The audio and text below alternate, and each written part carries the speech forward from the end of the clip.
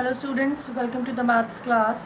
With the previous class, we came to the end of the chapter of cubes and cube roots. And as I didn't receive any of the doubts, so I hope you were able to solve questions. And due to that, I'm going to start a new chapter today, that is playing with numbers. But if in case still you are having doubts, don't hesitate to ask. Go through the whole chapter, whether it's the first exercise of the chapter, second exercise, or so on. Go through the whole chapter, all the questions from the exercise, all the questions from the examples, all the questions from the review exercise as well, and clear your doubts. I don't want to listen that you were having doubt and you didn't ask. So go through the chapter and clear your doubts if in case you are having any.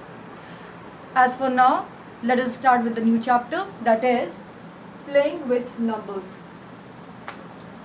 Okay, this chapter is as a whole is all about numbers. इसमें हम numbers के ऊपर कई सारी चीज़ें पढ़ेंगे. सबसे पहले जो टॉपिक इस चैप्टर में हम पढ़ेंगे वो है general form of the numbers. जो नंबर्स हमें मिलते हैं, जो नंबर्स हम लिखते हैं मैथ्स में, जो यूज़ करते हैं, उसका जनरल फॉर्म क्या होता है, किस फॉर्म में वो नंबर्स लिखे जाते हैं, वो हम इस टॉपिक के अंदर पढ़ेंगे. So see here what is written. I'm reading that. If A and B are 2 digits of a number. कोई 2 digit नंबर की बात हो रही है. 2 digit नंबर का मतलब 2 digits होंगी उसमें. So if A and B are 2 digits of a number where B is at units place and A is at tens place. कहा जा रहा है A और B किसी नंबर की 2 digits हैं, ठीक, such that कि जो B है वो यूनिट प्लेस की डिजिट है और जो A है वो टेंस प्लेस की डिजिट है. क्लियर? 2 डिजिट नंबर है ए बी और बी जो है यूनिट प्लेस की डिजिट है और ए कौन सी है, टेंस प्लेस की डिजिट है. Then A B can be written in a general form as. तब जो 2 डिजिट नंबर ए बी है उसको जनरल फॉर्म में कैसे लिखा जाएगा. See here A B is equals to 10 into A plus B. A B आपका 2 डिजिट नंबर है. अब देखिए बी को क्या बोला गया था, यूनिट प्लेस की डिजिट. सो बी को मैंने यूनिट प्लेस पे लिख दिया और ए आपकी टेंस प्लेस की डिजिट है. तो जो टेंस प्लेस की डिजिट होती है वो 10 से मल्टीप्लाइड फॉर्म में होती है. ये आप लोगों ने बहुत छोटी क्लास में पढ़ा होगा. ऐसे जो 100 प्लेस की डिजिट होती है वो 100 के मल्टीपल में होती है, मतलब वो 100 से मल्टीप्लाइड फॉर्म में होती है. छोटी क्लासेस में जब आपको एक्सपेंशन करने को कहा जाता था, एक्सपेंडेड फॉर्म में लिखने को कहा जाता था, तो आप टेंस प्लेस की डिजिट पे कैसे लिखते थे, 0 बढ़ा के लिखते थे ना. और 100 प्लेस की डिजिट जैसे आ जाती, जैसे आपको मान लीजिए टेंस प्लेस पे कहा गया था 7 लिखने को, तो जब आप एक्सपेंडेड फॉर्म करते थे, जैसे मान लीजिए कोई नंबर था, आपसे बोला गया से 73, आपको इसको एक्सपेंडेड फॉर्म में लिखने को कहा जाता था, क्या करते थे आप, 70 + 3 कुछ इस तरह का काम करते थे ना. जो टेंस प्लेस पे डिजिट थी 7 उसको आपने 10 से मल्टीप्लाइड फॉर्म में लिखा ना. सो वही चीज़ यहाँ समझाई गई है कि जो टेंस प्लेस की डिजिट ए है वो 10 इंटू ए की फॉर्म में लिखी जाएगी, प्लस जो यूनिट डिजिट है, यूनिट प्लेस की डिजिट बी है, वो B as it is number लिखा जाएगा. और इस बात का ध्यान रखना, जो मैंने यहाँ ए बी लिखा है वो मैंने 2 डिजिट नंबर बोला. जैसे मान लीजिए जैसे यही नंबर ले जाए तो ये 2 डिजिट नंबर रिप्रेजेंट कर रहा है. यहाँ ए बी का मतलब ये नहीं है ए इंटू बी कर दीजिएगा, ये नहीं होगा 7 इंटू 3. ये ऐसे कोई नंबर लिया गया. जैसे एग्जाम्पल के लिए देखिए मैंने लिया 23. सो इसको अगर जनरल फॉर्म में लिखने को कहा जाए तो कैसे लिखेंगे, 10 इंटू 2 प्लस 3. अब देखिए इसको सॉल्व करेंगे क्या आएगा, 20 प्लस 3 23 आ जाएगा ना. सो ऐसा तो नहीं है ना कि 2 इंटू 3 यहाँ पे 2 इंटू 3 तो 6 हो जाएगा, ये रॉन्ग हो जाएगा.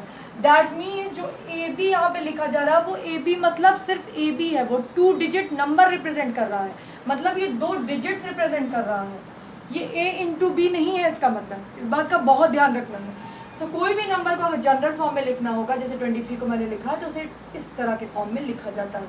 यहाँ पे देखिए यूनिट प्लेस पे 3 था तो यूनिट डिजिट यानी बी की जगह हमने 3 लिख दिया, और टेंस प्लेस पे 10 इंटू टेंस डिजिट कौन सी है 2, तो ए की जगह हमने 2 लिख दिया. Now I hope this one is clear.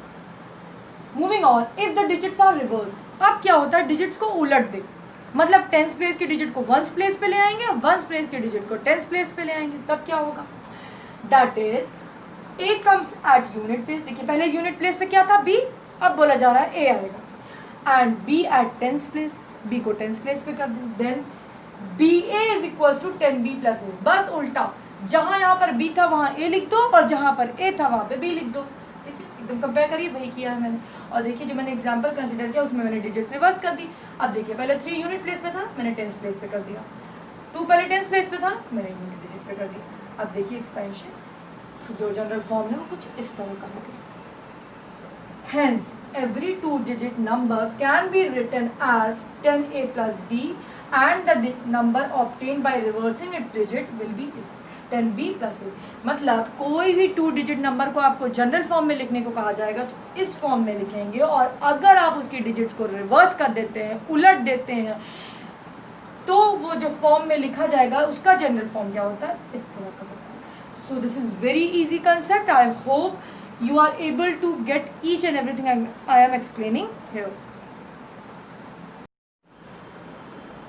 Now see, we will solve some questions related to general form so that your concept gets more clear. I have taken questions from your exercise only, that is 5.1. Question number 1, which says write the following numbers in generalized form. आपको जो numbers 2-digit numbers दिए हैं और आपसे कहा जा रहा है कि उसको जनरलाइज्ड फॉर्म में आपको चेंज करना है। So see, जनरल फॉर्म क्या बताया था मैंने आपको? जनरल फॉर्म क्या होता है? AB is equals to 10A plus B, ये होता है ना जनरलाइज फॉर्म। और ये जो AB होता है यही आपका वो 2-digit नंबर होता है, ठीक। सो 2-digit नंबर आपको 85 दिया हुआ है। अब जब 2-digit नंबर आपको 85 दिया है तो उसके अकॉर्डिंग देखिए, मैंने कहा था AB का मतलब A इंटू B नहीं होता है, AB का मतलब A इंटू B नहीं होता है, ठीक। सो उस अकॉर्डिंग कंपेयर करेंगे तो A की जगह क्या लिखा है 8 और B की जगह 5 लिखा है, मतलब टेंस डिजिट 8 है और यूनिट डिजिट क्या है 5। तो मैंने वही लिख लिया यहाँ पे A is equals to 8, B is equals to 5। अब हमको जनरलाइज फॉर्म ये होता है 10A प्लस B। सो यहाँ पर हम वैल्यूज पुट करके इसका जनरलाइज फॉर्म निकाल सकते हैं। सो 10, देखिए 10A प्लस B मैंने लिखा, सो 85 जो कि 2-digit नंबर है, AB that is equals to 10 into A आपका 8 हो गया प्लस B आपका 5 हो गया। So this is the required generalized form. See how easy it is.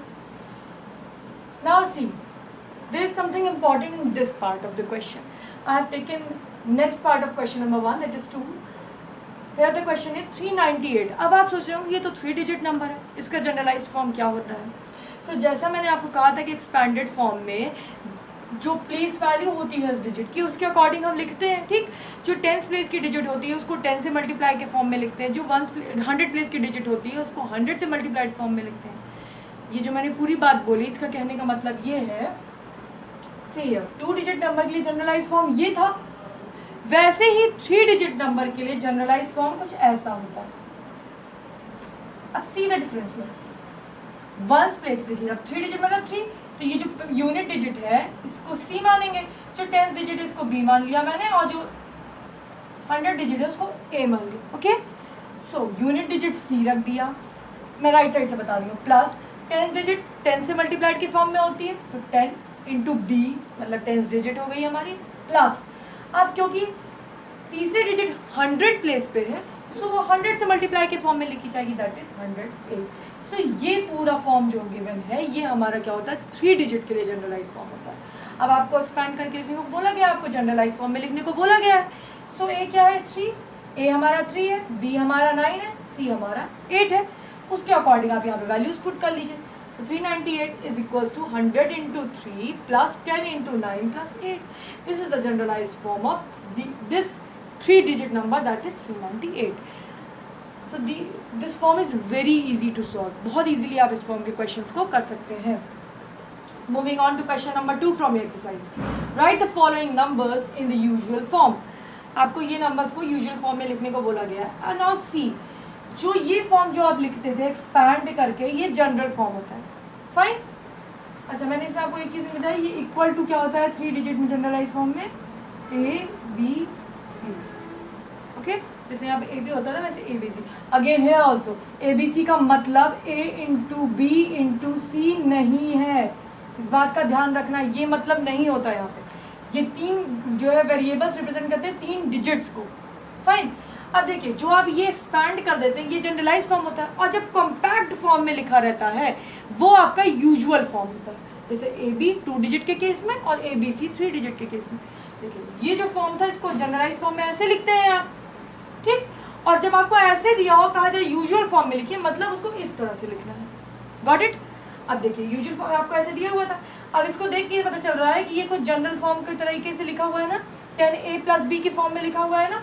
सो इसका यूजुअल फॉर्म क्या होगा, ab। और मैंने बताया है ab मतलब a × b नहीं होता।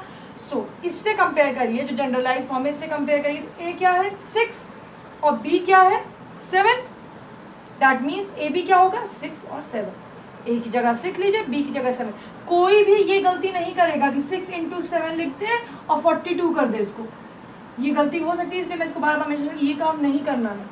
बस आप a की जगह 6 पुट करिए, b की जगह 7 पुट करिए, जो ab का फॉर्म आपको मिला ये आपका यूजुअल फॉर्म हो गया। ऐसे 3 डिजिट्स के भी केस में आप यूजुअल फॉर्म लिख सकते हैं।